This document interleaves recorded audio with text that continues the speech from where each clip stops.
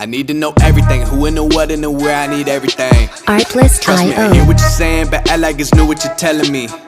I'm curious, George, I hop in the Porsche, it's 5 and a horse, I'm ready for war, I'm coming for throats, to turn to a ghost, I need to know everything.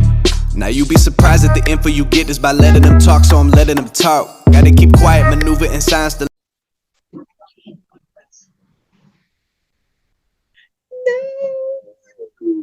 Pause it. Hi. How funny. I was just saying I need to put my Mr. Rogers sweater on, and you've got a red sweater on. Yeah, it's kind of, but wait, you're on the West Coast. You're not supposed to be cold.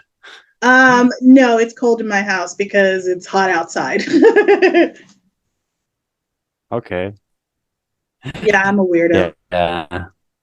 No, are you?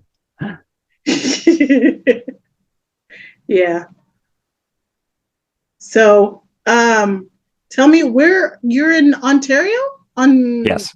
Okay, so you're in Canada. Yeah, I'm in Canada, and returning to the topic of porn, I think that the perception of porn here in Canada might be a little bit loose compared to other countries.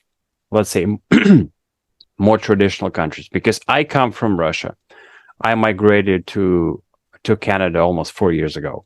Mhm. And the way people look at porn back in Russia is a way more traditional look. And I think that porn is generally less of a problem there as a result, because people don't get to watch it as much.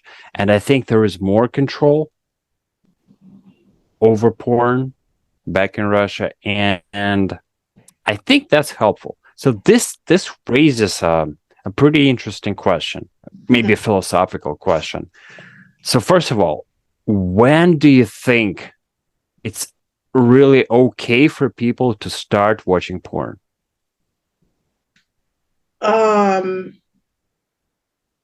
Oh, that's a hard question. I have no idea. I think the only reason why I actually watched porn was because of a guy.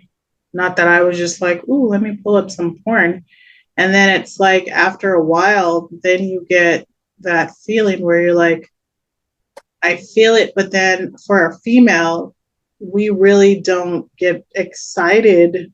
We just have the feeling, especially when you're single, you're just like, okay, I want to feel somebody, but I can't because I'm single and I'm not ready to mingle. So I'll just take care of the issue. But that's like when you've had a breakup. Usually after a while for women, we just kind of get over it, move on to something else and find something else to do. So I don't really know like when is a good time to do it, because we're women, so we'll just go get a toy that'll automatically take care of the issue, and we don't need a startup video. Yeah. Thank you for that female perspective. It's my perspective. I don't know if it's a lot of females' perspective. Yeah. Well, I will say this. Thank you for being so open. I think one thing that you mentioned that I liked was about you're just there for the guy, right? Mhm. And I think for many men at least, it's a little bit different.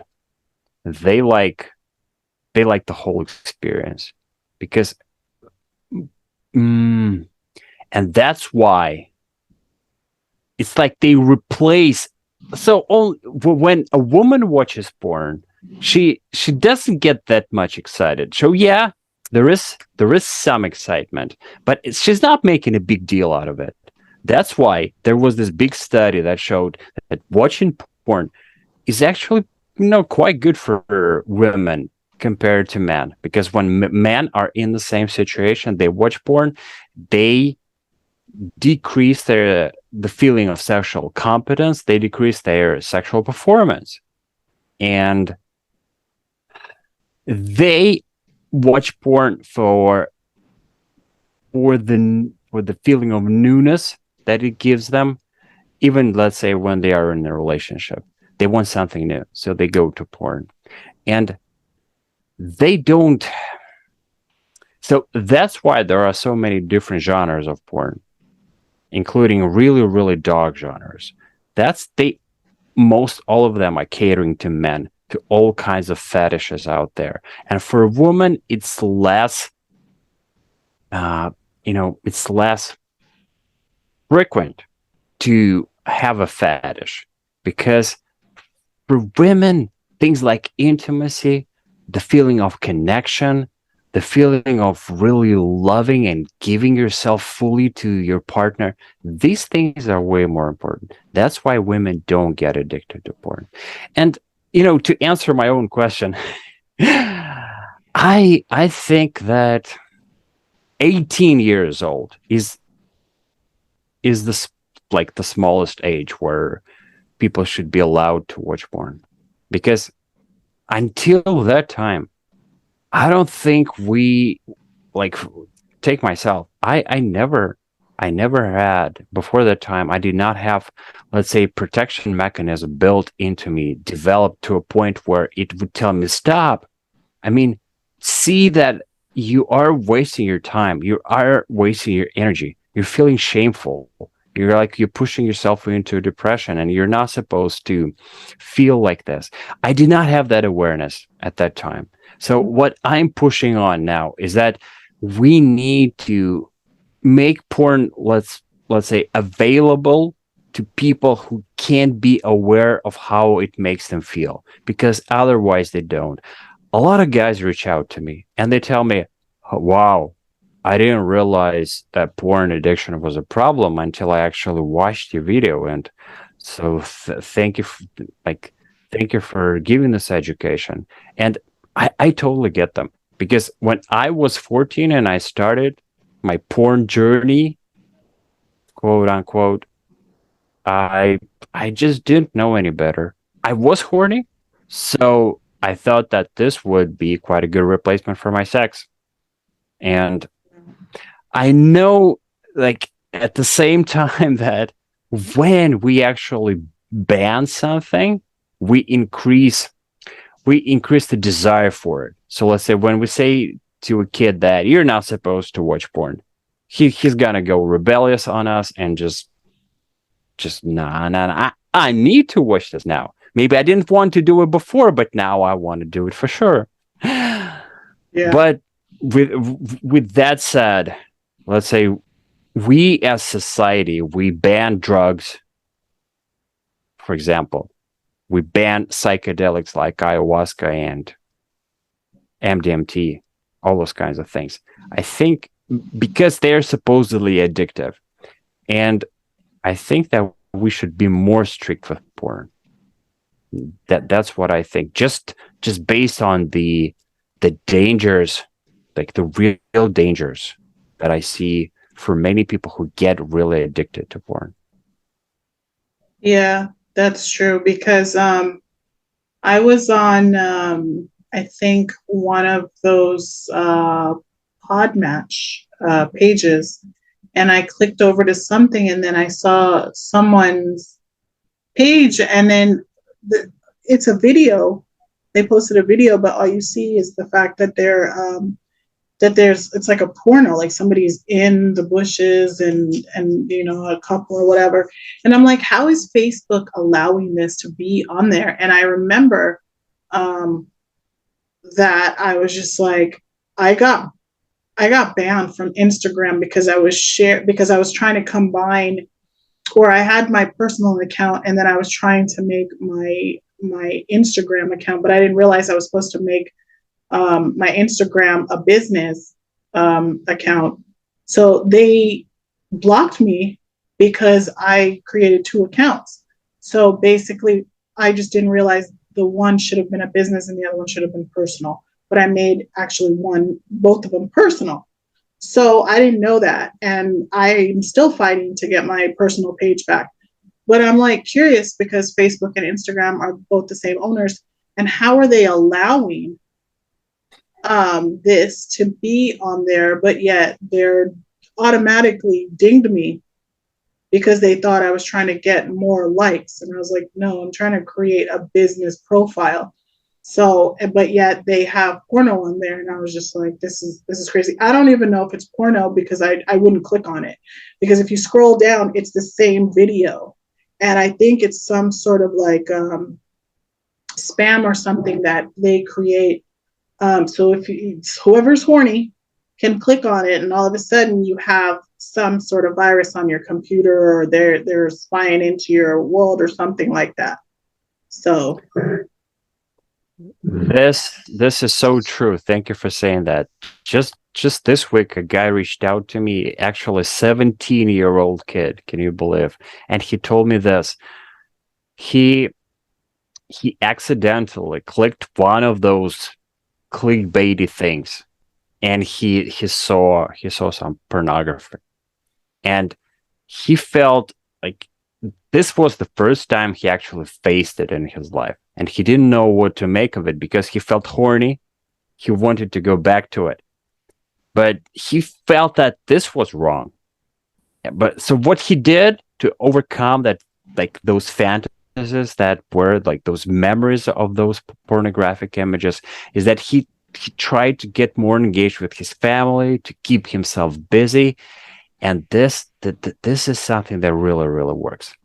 Speaking of things that work, that help people with no fap, which is this term meaning no fapping, no jerking off, no watching porn. So like whatever it means to the person. But another thing, other than keeping yourself busy, is dating, getting a girlfriend. This is by far one of the best ways to actually stop watching pornography. So this is one of the first things that I recommend. And it's like magic. So when a guy gets a girlfriend, he forgets about porn immediately, almost immediately.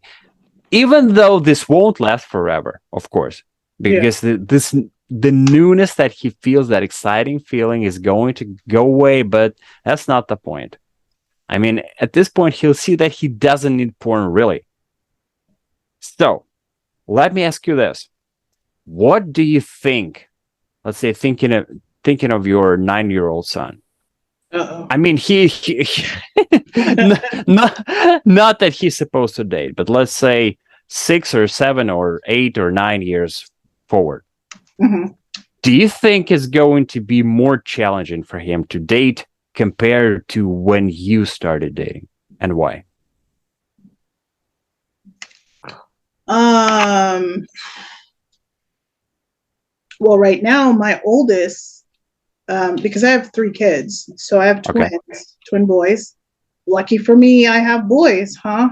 So my oldest, he's kind of like going through a situation with dating. He has a girlfriend, so there's things that he has to learn, the ins and outs of the relationship and stuff. And I just feel like some of the things that he could take away from me as a female going through it, he still kind of looks at me like I'm just mom and I'm not a girl. So I hope that the boys can actually start a process where when the feeling starts, they'll actually come to me and start asking me questions about girls, and I can clearly like give them a good answer and stuff. But I mean, I've got to get a book. That's because I want to prepare them before, like, for example, there was like, I'm not big on having my kids go over to someone else's house, or if it's my friends, I'll let them go over to my friend's house because I know them, and usually they're boys, and there's rarely any girls in our little crew. There are, but they're bigger, so they're more like they're like big sisters. So but this little girl, she came over, and this is like the first time we ever, like, I know her parents, they came to the birthday party, and the little girl, she was just like, I have a crush on this guy, and I have a crush on this guy. And I was like, oh my God, like, middle school. Okay. No, this is elementary. I do remember elementary. So I want to prepare them for that because, girls have no idea what crush means anyways. So that I don't know if that answers your question. Yeah. Yeah. Thank you for the story. I'm asking because I personally feel, and this is what people are telling me, is that the dating scene has become more challenging. And this is what pushes a lot of guys to actually replace real sex with porn sex. They feel that it's more difficult just to even to talk to girls, to socialize, because everyone is on their phones. And so they don't develop the social skills. That's one thing. Mhm. So then they go into this negative cycle where they don't have the skills. They go watch porn to compensate for not having real sex, not having an intimate relationship. And then they feel shameful, they feel shy, they feel self-conscious, and their social skills are even worse at that point. They feel bad about themselves, they go watch porn again, and the cycle repeats itself. That's one thing. The second thing is that both porn and our current culture creates this it shows us that beauty is the main thing that we should focus on in a relationship. Well, for guys, this is like a default position. We do appreciate the beauty in a girl. That's great. But when everyone around us keeps pounding us with beautiful images, this tells our brain that, yeah, I need a really beautiful girlfriend.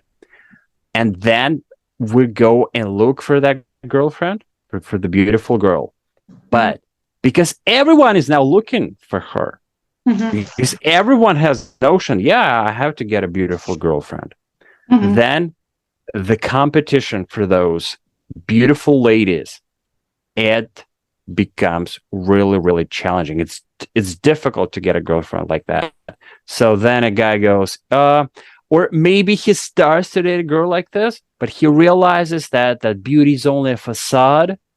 And then he has this feeling that she's using him either for his money or for some help, but she doesn't really need him. And he gets jaded. And then he says, look, why should I date girls if they just take advantage of me? I'm fine watching porn and just keeping all my good stuff to myself and not sharing it with the rest of the world. That's why I'm really, really curious about your perspective on how it is for you as a mother of three, which is really, really commendable. And I'm jealous because I have one son with my ex-wife, and I'm looking forward to having my second family. And actually, this is exactly why I'm thinking about teaching younger kids about the dangers of porn, because I have my own son.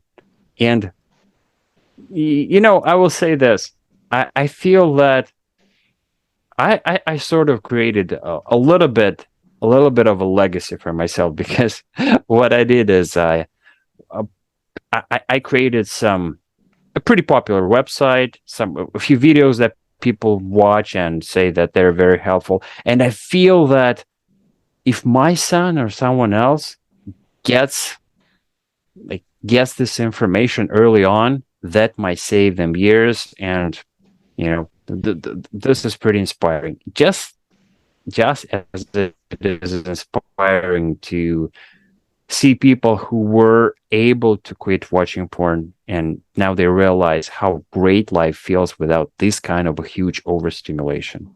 Because if you think about it, porn, just as sugar and just as cocaine, is so addictive. But if you if you think about it. Why is it addictive? Because it pushes you to get that stimulation again and again, but every time you gain it, the hit of dopamine that you get from stimulation, it becomes lower. So you need to increase the intensity. You need to take this porn drug more often, or just watch more porn intensity. And this makes you like a junkie. That's why we're talking about porn addiction. And the next thing you know, you realize that you don't have life outside of porn. And let's say I had a client who would make his Saturday like a porn day, and he would watch porn for 5 or 6 hours. He would take stimulants to actually increase his feelings, to feel more pleasure from stimulating himself. He would throw in a lot of junk food. So yeah, he was a mess. And thinking about things like this, we're not designed to be that way. I mean, humans are meant for greatness. Like, and can you give me an example of, like, off the top of your mind, of someone who did a great thing? Maybe someone just just to remind our listeners here to be really inspired to take on this journey to combat porn addiction if they have it in their life, and actually have something to look forward to, realize that there is more potential in them that they realize. Someone that has combat porn addiction? Not necessarily, but if you do know that'd be perfect. But just someone who overcame a challenge, or maybe did something great, something unexpectedly awesome.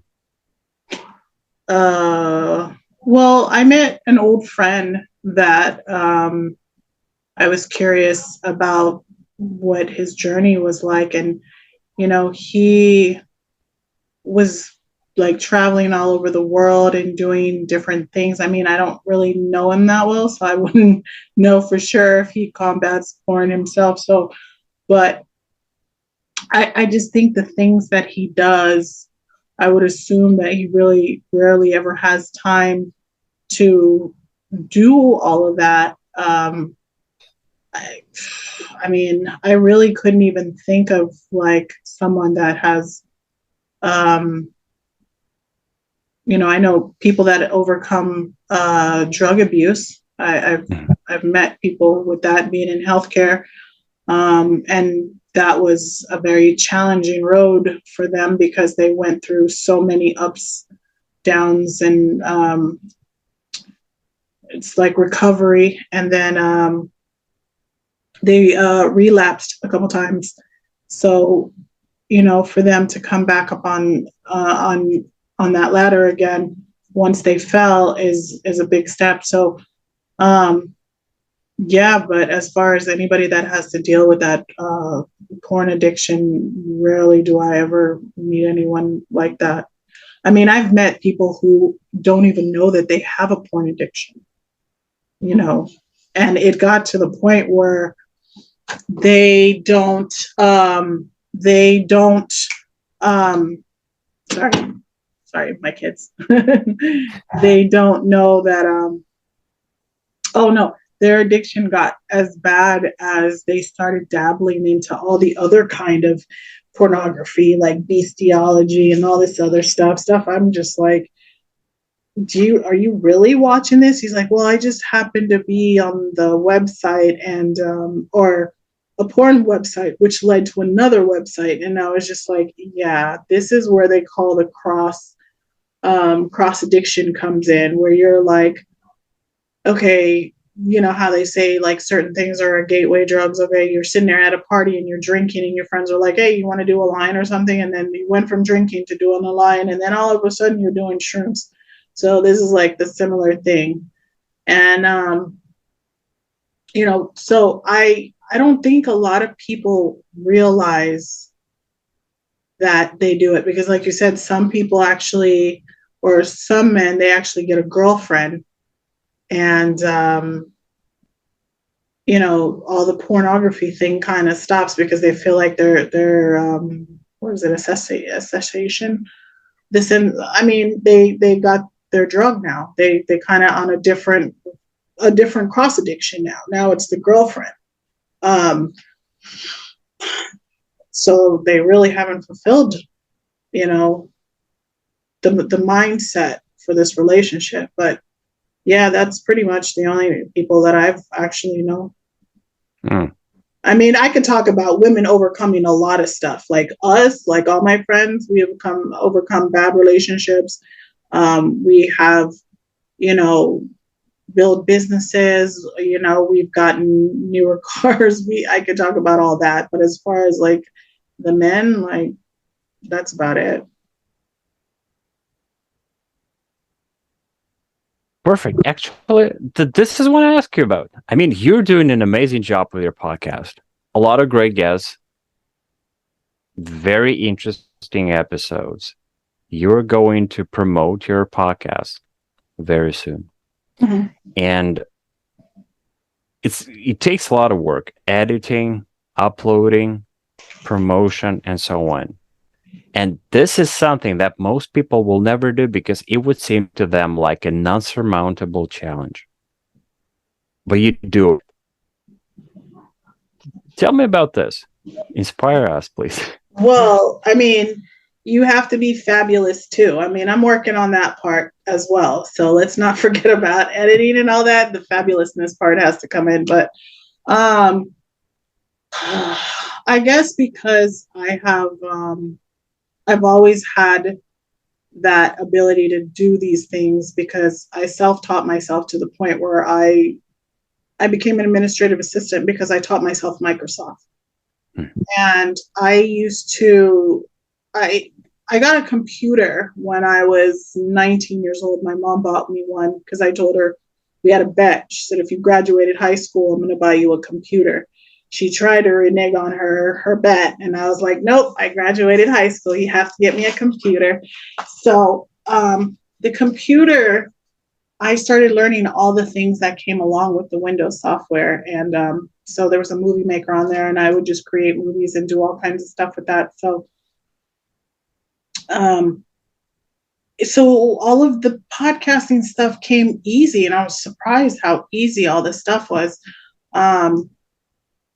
The marketing portion of it, I used to work for a marketing department. So like other than healthcare, like I did work for a temp agency that would send me places.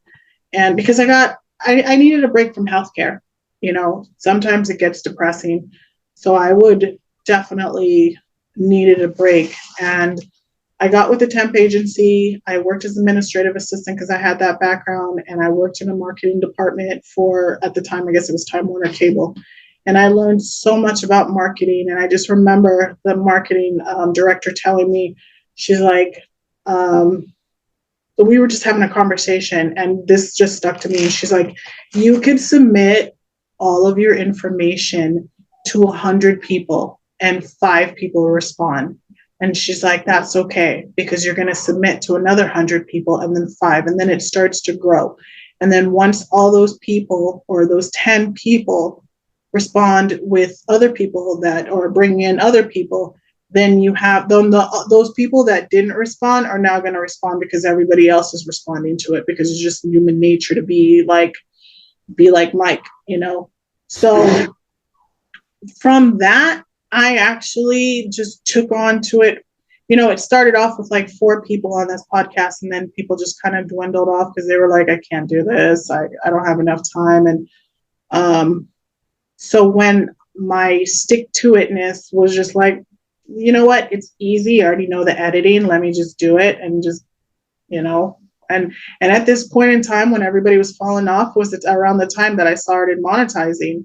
And then I had to go back and look at all of the episodes that we had. They were good, but they weren't great. And I was the one doing the editing. I was the one doing all of the adding on the music and everything else. And I was just like, I could do better. And I just decided to just make it a business.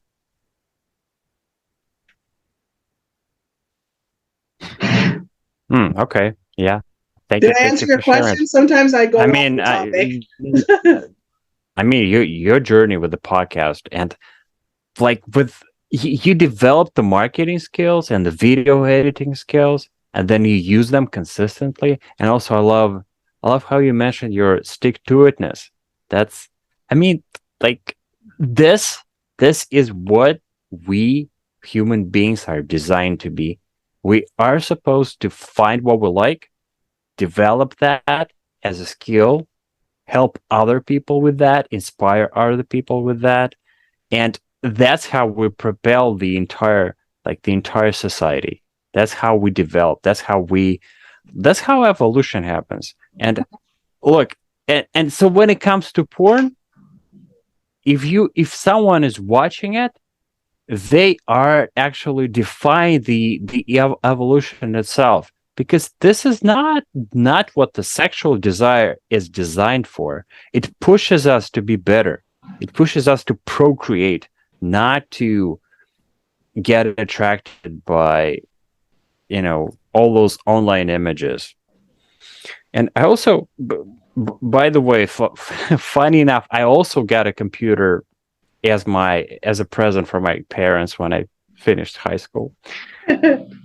Yeah, even though I lived in a different country, but to tell you the truth, instead of learning Microsoft Word and Microsoft Office, I played video games like nonstop.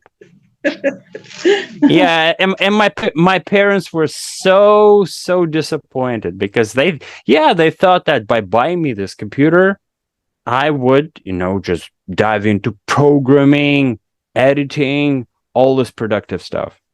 But I was so unproductive, and in about 1 month, I already found porn.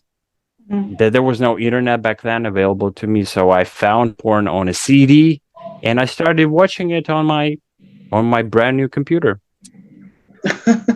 Oh my God, yeah. Well, Look, the difference between boys and girls. there you go. Yeah, I have a question about the funnel that you mentioned. That's interesting because I keep bringing us to this question of dating. So you said that in marketing, when you contact 200 people and you get 5 responses, that's already good. That's how it's supposed to be, because other people are not you should not expect answers from every one of them. So Yeah. actual rejection like this is super normal. But I think a lot of guys, they end up watching porn because they don't want to do dating. Is that they get rejected once, then 5 times, 10 times, and they say, I can't take this no more, because this rejection, they take it personally. So my question is this: how would you recommend for guys not to take rejection personally from this funnel perspective? Oh gosh, that's a good answer, because as I got older, I took that period and time from, like, when I said I may have had this conversation with you or with someone else, but when me and my ex broke up, we stayed friends, but I decided to go on a journey, a celibacy journey. And I was so angry that about the comment, because it was like one morning he was just like, oh, let's get some. And I was like, it's 2:00 in the morning. And he's like, come on. And literally lasted like 2 minutes, and I was mad, and he went back to sleep. And then it was like the next day, I'm like, you still got to finish. And he's like, what are you, like a horn dog or whatever? Like, and then he made a comment, and I was just like, never again. Like, the rejection of it made me rejection honestly makes me like motivated to do whatever, the opposite. I'm that person. I remember a friend asked me, he was like, the people and like harassing you and calling you make you motivated. And I was like, no. It means I need to get the stuff done, yes, but it also, rejection is what motivates me. And So I never looked back, and I stopped everything, and I went on a celibacy thing for like 6 years. And it was funny, not a lot of people believed me. Everybody was just like, yeah, right. I said, you know why you don't believe me? Because you can't do it. You could never go 6 years without it. And that's the reason why you can't believe it. And they're like, yeah, you're right. And I was like, and they're like, why would you do that to yourself? I'm like, what did I do to myself? Tell me exactly what I did to myself. You tell me. Deprive myself of masturbation? No. I am increasing the chance and advancing my mentality and increasing the chance of trying to rehab myself, basically. It's rehabilitation in order for me to find my love. So that way, if I do get rejected, I'm not hurt by it. If you meet somebody, you're not going into the relationship thinking, or which is a friendship, relationship, whatever. You're going into it because you want to know if you guys are the right match. So you guys are just going to be friends, and you're going to get to know each other. You're going to know ups and downs, ins and outs, black or white, whether they fart in their sleep or whether or not they leave the toilet seat up, all of that craziness. You're going to find out, and you get to know that person as a human being and not as an object. So that was the training I got from my celibacy and my abstinence, because I realized, like, I felt like an object. I was just a porn star to some people, and it was just like, I don't want to be that. Those girls up there are doing it for money. I'm doing it for pleasure and love and connection. So, the best thing to do is to rehabilitate yourself, to put yourself what drug addicts would do. They go through like, I don't know, Alcoholic Anonymous, and they go through these NAs. So you could go to like a meeting, but also retrain your brain to know that what you were doing was something that someone had thought was a good idea for you to be doing, but learn other avenues. Like you said, find out what it means to talk to another female, how a woman thinks, get to know people, go around and talk to like different females and ask questions and know what the female psyche is. That's the best way to get to know. Not every female, you got to go and talk to many more. You can't just go off one, because maybe one is just a little psycho, so go with more, talk to them. How do you feel? What made you break up with your girl? How do you feel about sex? What is sex to you? What made you do this? That is how you retrain your brain to control your body and your urges and the needs, because the sexual tension that you feel every time you see like two people kissing on TV is just a trigger.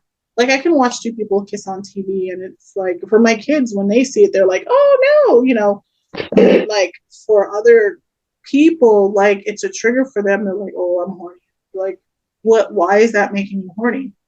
You're not even looking at what brought those two people to be kissing, the words that were being said. So that's that would be my rehabilitation for people.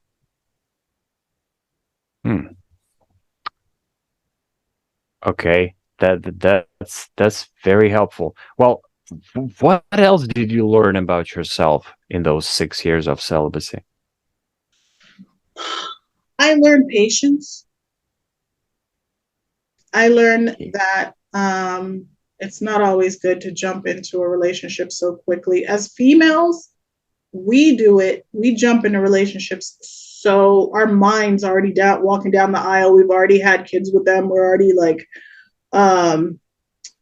sending out invitations, and we barely like had our third or fourth date. And the men are just sitting there thinking, I'm going to get her. Watch, I'm going to get her. I'm going to land her, and it'll be done deal. And once it's done, and once it gets boring, he'll be done too. So you guys did not create a connection. And I learned that if that's what I want is a connection, because don't get me wrong, at one point in time, I was a player, but now I'm just kind of like, I'm not, that's just not me. And I don't even know if I could call myself a player, because I don't even know the definition. It's like not even, the worst player or the worst game in town. I don't think players do 6 years of celibacy. That's like the opposite of a player. Yeah, but that said, I also think of this funny question, and if you feel uncomfortable